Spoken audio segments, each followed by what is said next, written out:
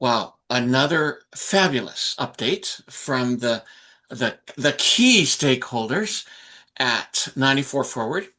And of course, John and I have talked many times, and John runs the show, and John is organizing.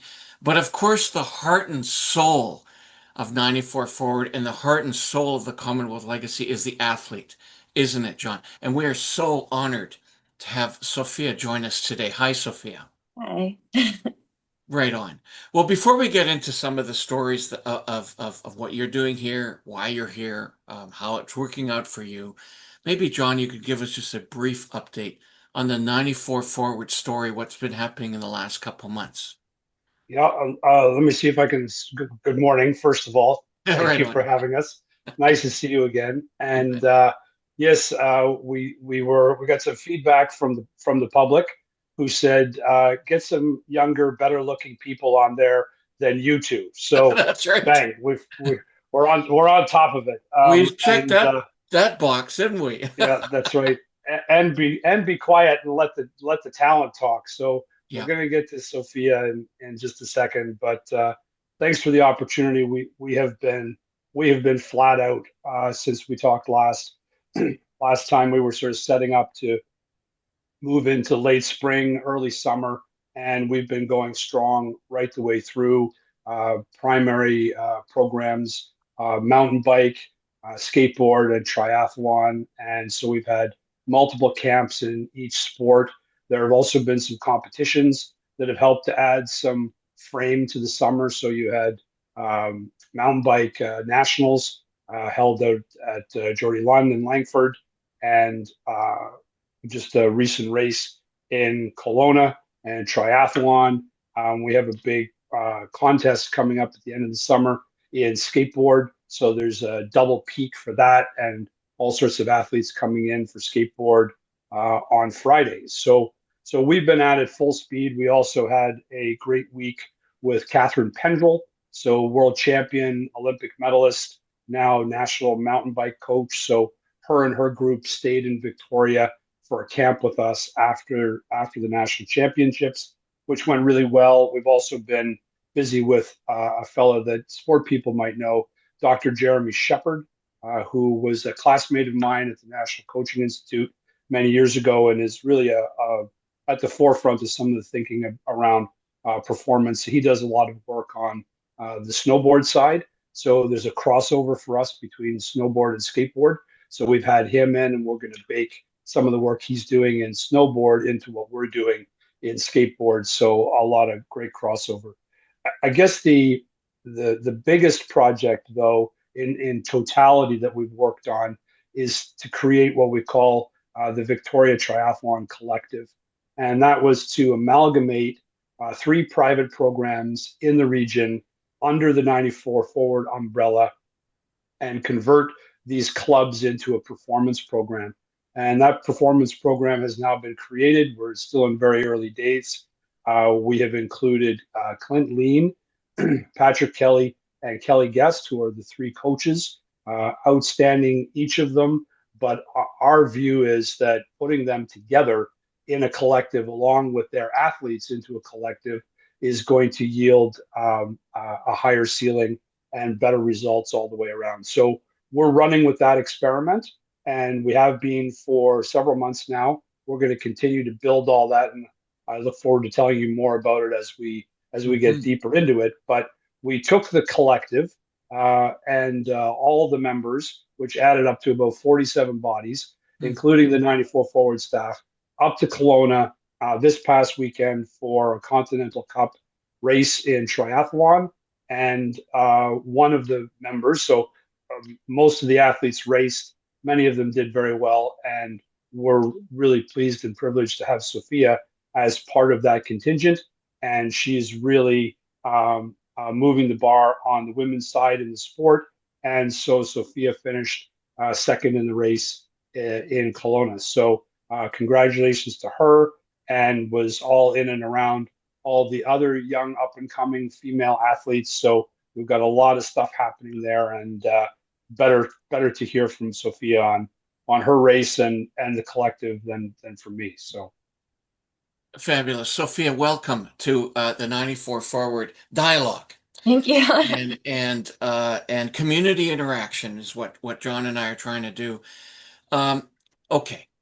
Victoria has a strong history and culture in triathlon and with their triathletes. And we are used to the best in the world working out here and succeeding and in competitions. Where are you from, and why did you pick Victoria to come and train? Yeah, so I'm originally from Airdrie, which is just outside of Calgary in Alberta. I originally moved out here, well, for the what used to be the National Center. So I joined to the development program that they had there. And I was going to UVic as well at the time. So yeah, main reason to come out here was to join the National Center. And then, yeah, so I trained there for, I guess, up until last year, and then have now moved to the VTC, and Clint is my coach now. Yeah. You know, we promote this region not only as a great sporting region, but as a great business region because of its beauty Yeah. and great weather Yeah. and location. Can you tell me how all that works with regard to your sport? How does that help? Yeah, I mean, so the weather's great. You can ride outside year round. Um, and just the accessibility to great gravel and trails, whether that's biking or running. Lots of road to ride on, great lakes to swim in. And we're swimming, from anywhere. You can be in the water May to October, which is great for open water swimming. So you're in the water pretty early for racing. Because back home, I would be in the water for maybe a month or 2 months, right? Which is pretty Mhm. hard when you're not swimming open water. And then yeah, like it's snowing like 8 months of the year in Calgary, so it's just really great to train here, and it's a great environment. It's beautiful, and yeah, can't say enough good things about Victoria. I have okay, you might okay, there must be a secret location, okay? Because because I back in the day I was a member of the UVic water polo team. It was a tier B sport. So I think we did more partying than we did swimming, but anyway. And so I love to swim. And certainly I love to at the end of the day go into the many lakes that are around Victoria. There's been some issues that we've not been able to swim in those lakes for a variety of nature issues. Right. Where do you so where when that happens, where do you swim? In the pool or Yeah, I mean, we've kind of been lucky this year. If one lake has a bit of algae, we're able to swim in another. So okay. we've never really had a point this year where all of the lakes have been contaminated with algae, or the algae is not toxic and it's fine to swim in. But yeah, if that's the case, would maybe swim in the pool, or the gorge also is a good place to swim in the ocean. It's pretty warm there. Oh, right, of That's a course. good choice as well. Right. Yeah. Of course, I'm not thinking that you're swimming miles in water, Yeah. That's fair. not just, laps. Yeah. Um, So John and I have been very involved with so many things on the sporting side and and and attracted to at one point close to a dozen national sport head offices here to this region. What is it about the 94 Forward Collective and what is it that they do that's unique in helping you progress in your sport? Yeah, I mean, so the collaboration of having three different coaches, which bring all different perspectives, and they all have different strengths. So I don't know. I just think it's really unique. I don't think a lot of training programs have that, and there's a lot of variety within the athletes. And it's just we have a big group, so there's always somebody to train with. You can reach out to another coach that's not specifically like your main programming coach, for anything really. And yeah, it was really great. Also in Kelowna, we had so many staff, so there was a lot of support, and it just feels like a really supported group and community. So yeah, it's great. That is great, and that's exactly what your goal and objective is, isn't it, John? With Yeah, 94 Forward. Yes, it is. The what Sophia touches on with the athlete population is key because some of them swim at a particular speed, and so they want a good matchup and a good training partner for that. And then bike at a different level, and so they need a different matchup, and they can create little groups within the broader group, and then they can get the kind of matchup that they're looking for, but also the matchup that's going to help them get better, right? So that they're all pulling each other down the road to get faster. So it's a nice fit. So Sophia, give us maybe some anecdotes. I mean, you've gone to Kelowna. You were in a competition there. Mhm. Are there some budding competitions with other athletes that Canadians down the road will be watching you and these other folks competing against each other in the Olympics? And maybe you can give us a little bit of an insight now who those folks are, who's going to be somebody you want to beat. Yeah, I mean, I would say right now on the women's side, so there's myself and then Emmy Legault as well as Desiree Ridner. We're kind of three main people that are just also competing at the WTS level right now. So yeah, I would say healthy competition, but definitely competition there. Yeah. And are there what is it that you have to now look forward to in the fall? What happens in the fall? And does all of the training regimens that you go through change in anticipation of tournament of competition? Yeah, so for the fall right now, main goal is Worlds, which is in Wollongong, Australia, middle of October, and then Oh, yeah, it's wow. beautiful. And then I'll be racing up until the first week of November. I'm doing two Chilean World Cups, and then I'll call my season there. But in terms of training, it's just, typical training blocks in between races and then tapering into a race. So keeping everything the same as we have, the whole year. One thing is that as it gets colder here, definitely going to have to think about heat, especially in Australia. I think it'll be pretty hot there at that time of year. So yeah, that's something you have to keep in mind as it progressively get into fall, and the rest of the world is still a bit hotter. So yeah, Yeah, well, those are some big considerations. I yeah, think obviously having Team 94 forward around you is helpful with all that experience, etc., to yeah. help you accommodate. Um, I'm a UVic alumni. I'm not sure about John, but I know that a student athlete is tough. Mhm. Have you? Are you? I understand you're at you. You said you mentioned you went to UVic or you're going to UVic. Is that still the case, or did you graduate? Or are you on pause, or what? I actually moved to a different school, Pacific Design Academy, downtown. Okay, Yeah, right. so I'm taking interior design, and I have 1 year left, so I'm graduating next year. Okay, Yeah. okay. So on the finance side, then, obviously 94 Forward it helps there. So it's not only just with coaching Mhm. and mentorship, leadership, all that stuff. I know that, and maybe John can speak to this.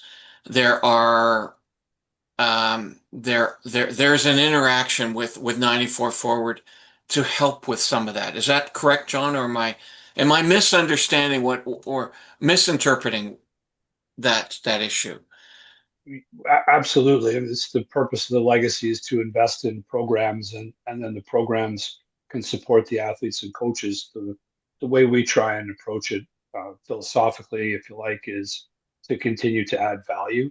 So there is a cost to training and competing in sport that Sophia and all of her teammates have to bear. We have moved out of the idea of funding athletes to go around the world. Our focus is on supporting the training environment, so the value that they have here. And so what we try and do is increase the value to the athletes and the coaches without increasing the cost footprint. So if you're getting $1,000 worth of value for $250, you're on the right side of that trade. So we're just getting going with the collective around getting our investment to go to work. But so Sophia refers to the support on the ground in Kelowna. So there's no increase in cost to any of the athletes to have the increased support in Kelowna. And that's not a great example, but it is one small immediate example. And there's certainly a range of athletes. So if there are some athletes that are on the more mature end, they maybe need less support from an agency like us in a particular race environment. And then there are other younger athletes who are, we hopefully will see in the next 2, 4, 6 years making their way, and they may need more support. So our goal is to support the collective and do that in a bunch of different ways. That's amazing.